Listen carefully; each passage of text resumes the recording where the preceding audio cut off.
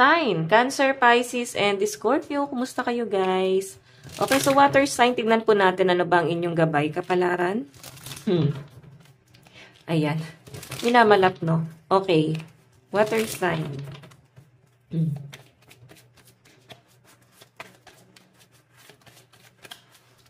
So guys, meron tayong stop, break, pause, and stagnation. Meron daw kayong dapat i-consider dito guys. Meron tayong coach.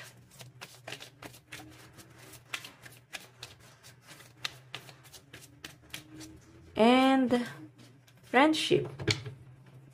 So marami ka na daw guys pinagdaanan, lalo na sa connection mo sa mga kaibigan mo, sa mga taong pinapapasok mo sa buhay mo. So, meron ka daw dapat water sign na i-consider or limitahan.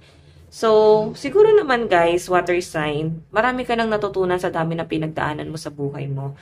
So, ano ba yung dapat mong talikuran? Ano ba yung dapat mong limitahan? Ikaw ang nakakaalam nito.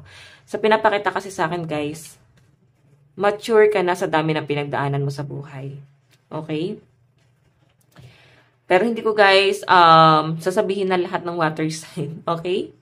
Meron pa rin water sign na isip bata, pero sa ngayon kasi guys, meron daw kayong dapat tigilan. Meron kayong dapat putulin na bad behavior. May pagbabago na dapat. Tignan mo oh, madami ka ng pinagdaanan, dapat may natutunan ka na.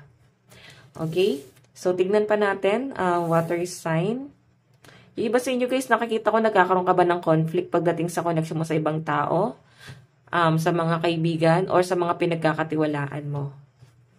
Okay? So, may nakikita akong paglayong gagawin dito. Tignan pa natin guys.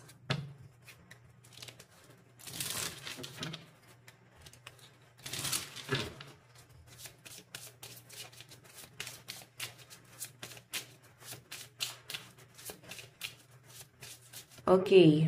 Meron tayong shark. Swim away from this situation. Diba? Pag alam nyo guys na ikapapahamak mo na, or alam mo na hindi na guys pagkakatiwalaan yung taong yun, huwag na kayo guys nagsasabi ng problema doon.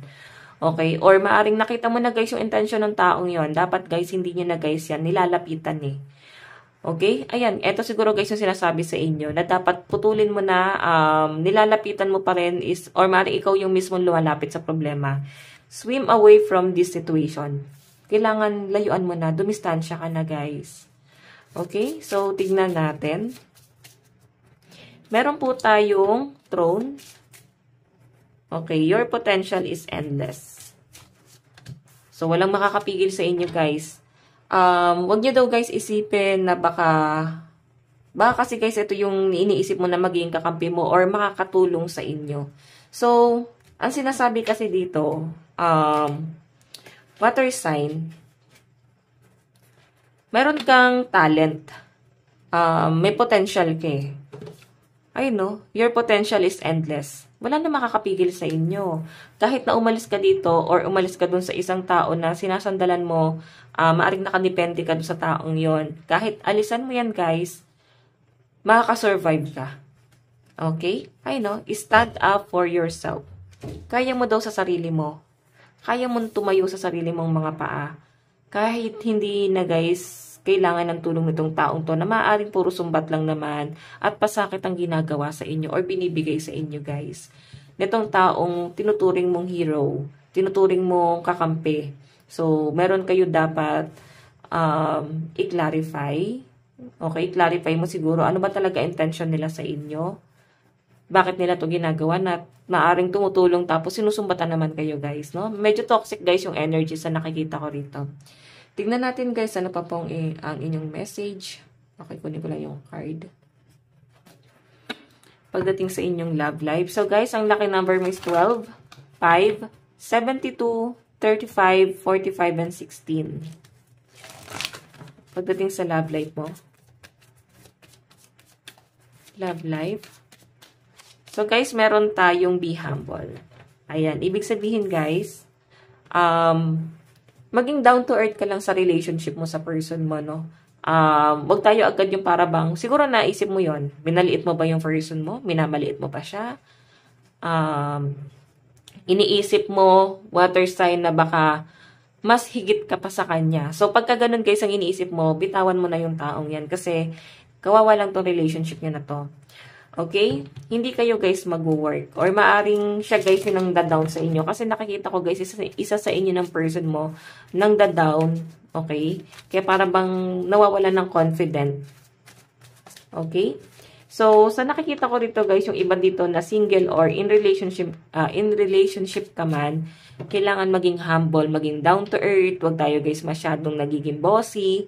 Huwag tayo guys masyadong nagiging controlling. Doon lang tayo sa balance guys, no? Okay, tingnan natin guys, pagdating naman po sa inyong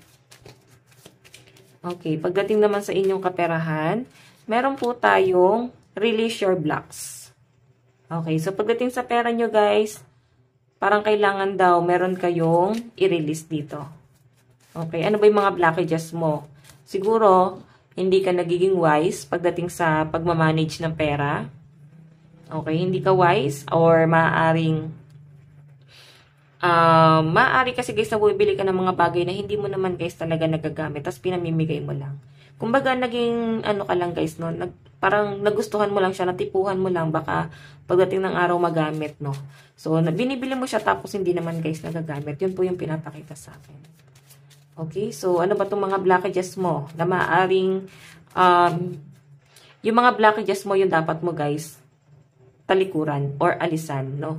Kasi hindi guys nagiging wise pagdating sa pera.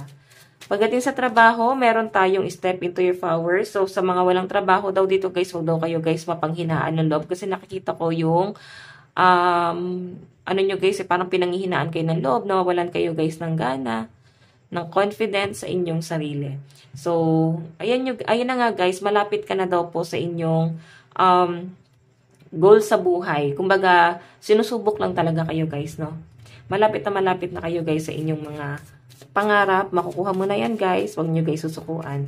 Pagdating sa mga kaibigan, meron tayong take inspired and action. So, sa halip na mainggit tayo guys sa ibang tao, gawin natin silang inspirasyon, especially yung mga kaibigan mo. Okay? Ayan. Tignan pa natin pagdating sa family. Family, meron tayong honor your feelings. So, iba sa inyo medyo nagiging sensitive, medyo nagiging, ano kayo guys, emotional, kasi parang feeling mo, dinadown ka ng family mo. Nandun ka kasi sa point na sarili mo yung iniisip mo dito. Okay, isipin din natin guys, bakit sila naging ganun. Baka may mali sa atin. Minsan kasi guys, lalo na kung sa mga magulang, no? Yan, sa mga magulang guys, wag natin masyadong i-pressure yung mga anak natin. Okay, kasi tayo rin guys yung magsasuffer pagdating ng araw kasi ganun natin sila binuo. Okay, binuo natin sila bilang isang masamang tao. Tayo guys, no, kung meron man guys sisisihin, bakit naging masama yung mga anak natin? So guys, tanungin nating mga magulang, anong ginawa nating mali? Okay? So, ayan, meron tayo dapat kino-consider water sign. Okay? So, yung emotion guys, sinasabi ko sa inyo, kontrolin nyo, okay? So, guys, or kung ikaw naman guys, yung anak, baka naman yung mga magulang nyo, hindi naging maganda yung pagpapalaki sa inyo, or parang feeling mo, naging,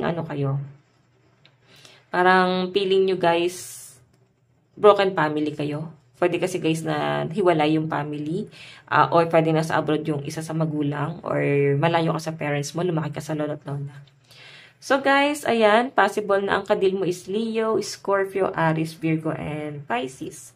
Tignan po natin ano bang inyong love advice.